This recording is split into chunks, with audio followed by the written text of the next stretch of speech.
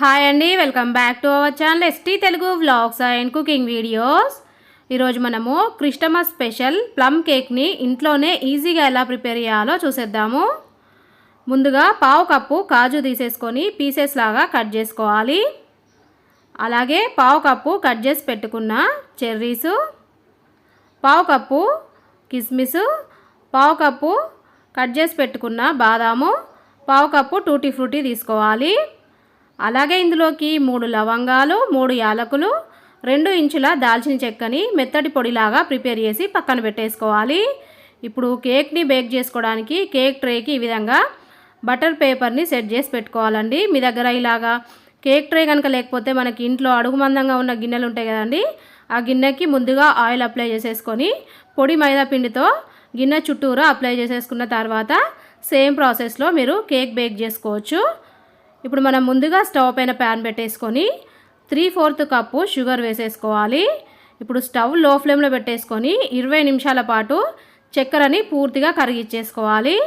20 నిమిషాల తర్వాత మనం వేసిన చక్కెర ఈ విధంగా పూర్తిగా కరిగిపోయిన తర్వాత ఇప్పుడు మనము స్టవ్ ఆఫ్ చేసేసుకోవాలండి. ఆఫ్ చేసుకున్నాక 3/4 కప్పు వాటర్ తీసేసుకొని ఒకటేసారి పోయకుండా కొంచెం వాటర్ వేసుకోవాలండి.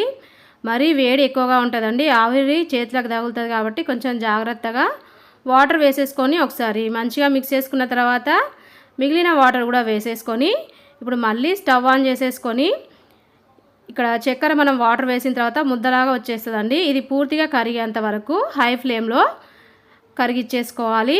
చూడండి, 5 నిమిషాల తర్వాత చక్కెర పూర్తిగా కరిగిపోయింది కదా.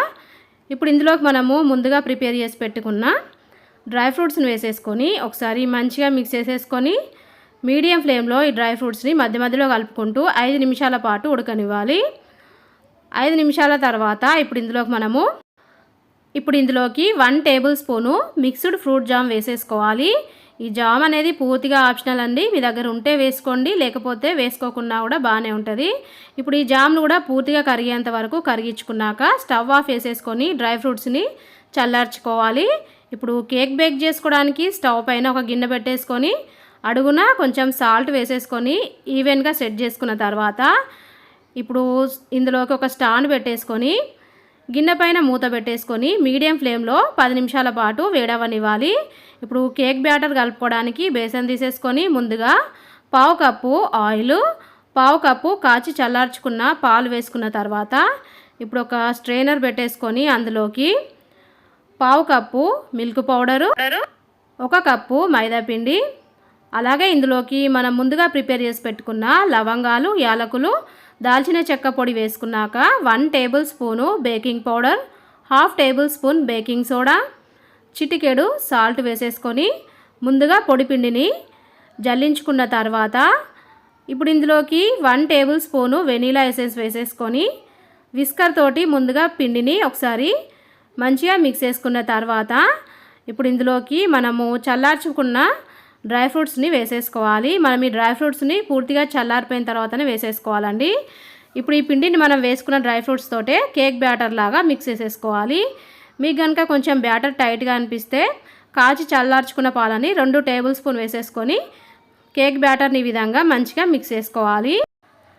ఫైనల్గా మనము కేక్ బ్యాటర్ని రిబ్బన్ కన్సిస్టెన్సీలో మిక్స్ చేసుకున్న తర్వాత ఇప్పుడు ఈ బ్యాటర్ని ముందుగా మనం ప్రిపేర్ చేసి పెట్టుకున్న కేక్ ట్రేలోకి వేసేసుకొని ఒక్కసారి కేక్ ట్రేని ట్యాప్ చేసేసుకున్నాక ఇప్పుడు ఈ కేక్ని బేక్ చేసుకోవడానికి మనం ముందుగానే స్టవ్ పైన గిన్నె పెట్టేసుకున్నాం కదా, 10 నిమిషాలు అయితే అయిపోయిందండి. ఇప్పుడు మూత తీసేసుకొని మనం ప్రిపేర్ చేసుకున్న కేక్ ట్రేని నిదానంగా గిన్నెలోకి పెట్టేసుకొని ఇప్పుడు మనం ఈ గిన్నె పైన మళ్ళీ మూత పెట్టేసుకొని కేక్ని 25 నిమిషాల పాటు బేక్ చేసుకోవాలండి. స్టవ్ మీడియం ఫ్లేమ్లో పెట్టేసుకొని బేక్ చేసుకోవాలి. 25 నిమిషాల తర్వాత మనకి కేక్ అయితే బేక్ అవ్వడం స్టార్ట్ అయిపోయిందండి.